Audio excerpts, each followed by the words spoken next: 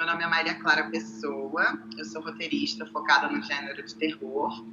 E ultimamente eu tenho começado a dar meus primeiros passos como diretora também, sempre focando em trazer para a tela uma visão feminina, assim, em contraposto ao que a gente sempre viu, que é a visão masculina impressa na tela.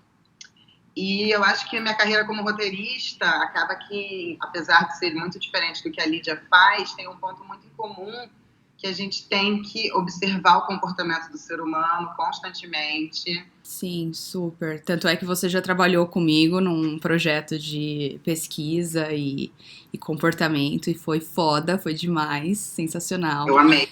E total, eu vejo muito assim. Eu tava pensando nisso até esses dias, agora com esse boom de mídia e consumo de mídia, já que as pessoas estão dentro de casa, o papel do roteirista e de pessoas que estão produzindo os conteúdos que a gente está consumindo, né? E eu fiquei pensando no quanto tem que ter uma inteligência de leitura do comportamento humano para conseguir transmitir isso para massas e que todo mundo consiga se identificar e consiga se entender e consiga ter alguns cliques sobre as provocações que estão sendo feitas naquele conteúdo, né? Acho que arte e ciência são duas coisas que acabam sendo muito subestimadas em termos de investimento e de tempo que as pessoas passam mesmo apreciando elas e estão se mostrando, assim, as coisas mais importantes. Eu estava lendo hoje de manhã uma newsletter que falava justamente como a gente se enxerga como um ser econômico, de produção econômica, tá um pouco em pause.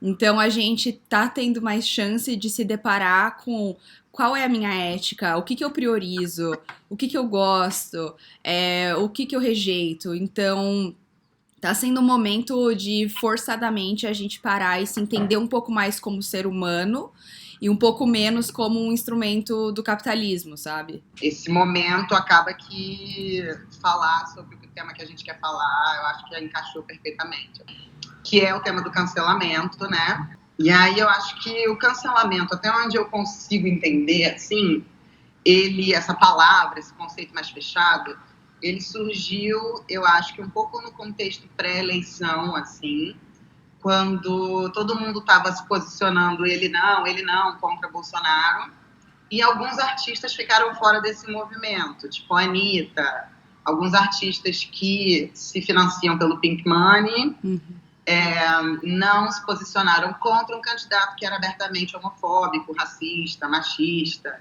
E aí surgiu essa coisa, a Anitta está cancelada. Enquanto ela não nos apoiar, não podemos apoiá-la de volta.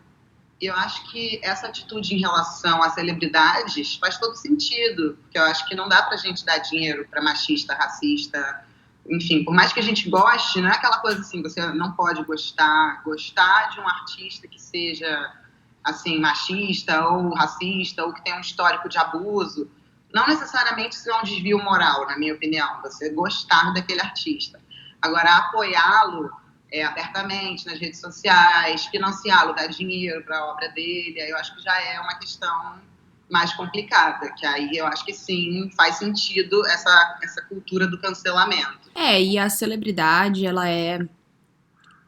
ela se torna uma celebridade porque ela tem um endosso de grande parte da população daquele país. Então, assim, de uma certa forma, ela tá refletindo todos os valores e todas as vontades e aspirações que essa grande parte da população acredita. Então, é problemático, sim, quando uma pessoa que tem esse nível de poder, de influência, começa a apoiar coisas que, no final das contas, podem ser prejudiciais para a própria população que está ali sendo fã. Então, tem um papel bem importante de você ser uma figura pública e de estar passando informações e posicionamentos que, enfim, que sejam bons para a maior parte das pessoas, né, na medida do possível. Eu acho que o cancelamento começa a virar uma atitude polêmica e uma coisa que deixa a gente meio confuso a partir do momento que ele sai do mundo das celebridades e vai para o mundo das pessoas normais, que não são ricas, que não têm um fanbase, que não têm uma honra a manter assim um nível nacional, enfim, tipo, isso é efetivo? Você cancelar pessoas que não são celebridades, pessoas normais? que já são invisíveis normalmente. Enfim, eu acho que a grande questão, para mim, o cancelamento não é se ele é certo ou errado, é se ele é efetivo como uma ferramenta de transformação da sociedade. Uhum. Eu acho que é esse a grande questão que a gente tem que colocar. Isso está empurrando a mudança para frente ou não? Ou simplesmente estamos estagnados achando que estamos sendo revolucionários? Eu acho que todo esse papo, ele começou, assim, ao meu ver, lá em 2013, no contexto das manifestações dos 20 centavos, que a esquerda começou a proibir, a dizer, não, esse comportamento não é aceitável, essa conduta não é a conduta que a gente quer ver no mundo, a gente repudia tal conduta. Que normalmente eu acho que era um comportamento típico da direita, moralista, dos costumes, da tradição, da família, de que você tem que ser rico, você tem que casar num relacionamento hétero, monogâmico, certos parâmetros que sempre foram impostos para a gente por uma pauta conservadora de direita no Brasil e que a gente sempre aceitou sem questionar e, de repente, a gente começou a questionar isso, problematizar. Então, eu acho que esse lance do problematizar é muito importante, que acho que nada mais do que pensar sobre aquilo que você está fazendo, em vez de só reproduzir o comportamento. Uhum. Então, eu acho que tudo isso faz parte da nossa conversa enquanto cultura, enquanto sociedade, de tentar andar para frente, de tentar evoluir, de certos comportamentos terem que ficar para trás, tipo ódio a grupos de minoria, tipo racismo, tipo misoginia. A esquerda começou a falar, misoginia não é aceitável, isso está proibido, isso está cancelado. Eu acho que a problematização é super importante porque ela toca num ponto fundamental da democracia. Porque quando você tenta impor alguma coisa, é justamente o oposto de você ter uma democracia e uma liberdade de opiniões e de trocas. Então, quando você impõe cancelamentos, você está cancelando democracias e cancelando trocas. E por isso que é tão importante aí entender, talvez até independente de partidos políticos, quais são as atitudes que estão sendo de fato democráticas e estimulando o debate e opiniões e crescendo a partir disso, e quais são as atitudes que estão só impondo, sem muito fundamento por trás, sem muito troca de opiniões e de pontos de vista, né? Problematizar é maravilhoso, mas você precisa, no momento em que você chegou àquela conclusão, já sair fazendo textão na internet, sabe? Porque eu acho que as discussões, elas se desenrolam naturalmente na sociedade, sabe? O que é uma coisa hoje, daqui a 2 dias, já não vai mais ser, sabe? A gente já vai ter passado junto por essa conclusão e visto que a coisa é outra. Então, assim, dê tempo, sabe? Reflita. Entenda o contexto, ao invés de já sair apontando o dedo, sabe? Cada caso é um caso, estude aquele caso. Isso é muito difícil em contextos de internet, de hiperrealidade, porque o ambiente digital, ele potencializa essa sua necessidade de se expressar como pessoa. Você vê vários debates acontecendo, você vê vários dos seus amigos postando, você sente que você tem que ter uma opinião também. Por mais que várias vezes você não tenha, porque você não tem a informação, a profundidade ali pra conseguir ter uma opinião própria, mas você sente que você tem que falar também. Você tem que repostar aquele meme, porque senão você não vai fazer parte. Então, o ambiente digital, ele também força um pouco essa situação de cada um ter opinião, sendo que no final das contas, mesmo quando você filtra ali, é tipo 15% que de fato tá estudado no tema e tá falando alguma coisa que é relevante, né? Sem contar que quando você posta alguma coisa nas suas redes sociais, no seu Instagram, no seu Facebook, aquilo passa a ser mais verdade para você, porque você postou aquilo, então você tem que defender aquela ideia que você levantou, sabe? Total. Você fica menos propenso a mudar de opinião. Até, assim, fazendo um ponto com a figura de celebridade que a gente tinha falado no começo, uma pessoa que tem uma rede social, por mais que seja privado a conta, ela tem ali os seus 200 seguidores, 1000 seguidores, enfim, os seus amigos, no qual ela acaba exercendo um papel um pouco similar ao de uma celebridade, no sentido que ela se torna ali uma figura que vai ter uma opinião, que vai influenciar de uma forma ou de outra a sua própria rede, o quão pequena ou grande ela seja. Então você se sente um pouco mais numa postura de Cara, eu sou maior do que só eu e minhas opiniões. O que eu coloco aqui reverbera pra minha rede. As pessoas vão comentar e as pessoas vão saber, olha, a Lídia postou isso aqui, hein? Então eu já sei que já coloca numa caixinha. Então gera todo um fenômeno aí de pessoa física como pessoa pública, de imagem pública. E talvez o objetivo seja mais alimentar essa imagem do que realmente querer ver alguma transformação no mundo, né? Falar é fácil, né? Mas enquanto você está falando, quais são as ações equivalentes que você está colocando no mundo para, de fato, imprimir alguma mudança, né? Total. Eu acho que o cancelamento ele vem para provar isso, porque você não está querendo que a pessoa mude de ideia, você só está querendo humilhar a pessoa, tirar toda a autoridade daquela pessoa e falar que ela não pode participar do debate porque ela teve uma atitude considerada execrável.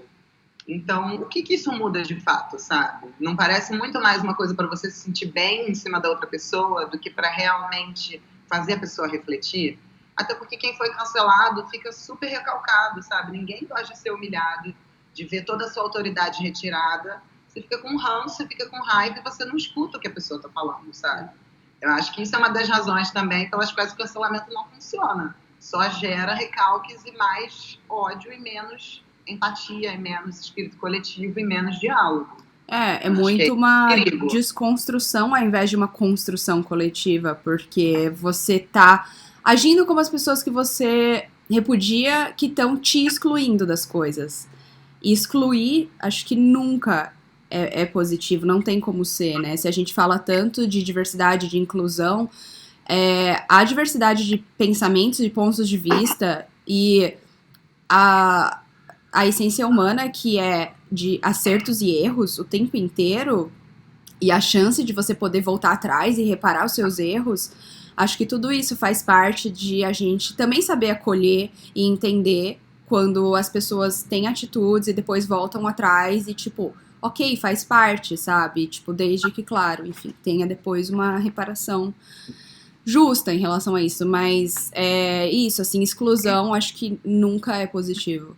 Eu acho que a grande questão que a gente quer trazer talvez seja a questão da empatia, né? Por que a pessoa está agindo daquela maneira? Tentar entender as motivações, o contexto, e não só repudiar a atitude em si, né? Por exemplo, eu moro em Santa Cecília, aqui em São Paulo, e quando às vezes eu preciso ir no mercado ou na farmácia, alguma coisa assim, que é raríssimo nesse momento, eu saí de casa pouquíssimas vezes, eu tenho tanto medo de pegar coronavírus quanto de ser execrada por algum Santa Cecília que vai apontar o dedo para mim dizendo que eu não posso estar na rua, sabe? Eu acho que essa questão de você querer fiscalizar a vida do outro e o dedo em riste que não descansa nunca, sabe?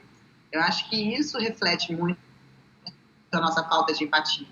Enquanto pessoas que se importam com lutas de minoria, que se importam com igualdade social, eu acho que a gente deveria dar o exemplo da empatia, do diálogo, ao invés desse ranço do cancelamento, né? Total. Eu acho que isso volta muito para aquilo que você falou de olhar para si e analisar as suas ações e um pouco menos para o outro, para ficar julgando menos o outro, querendo impor as coisas no outro e fazer um pouco mais você, praticar você aquilo que você acredita. Então, se você acredita que você tem que ficar em casa, não importa se o outro tá... Quer dizer, importa, mas assim, teoricamente não cabe a você julgar e condenar o outro que tá fora de casa. Faça você a sua parte e tem essa coisa um pouco, talvez, otimista de tentar acreditar que se a pessoa tá fora de casa, ela tem um motivo sério pra estar fora de casa nesse momento, né? Nesse exemplo que a gente tá dando.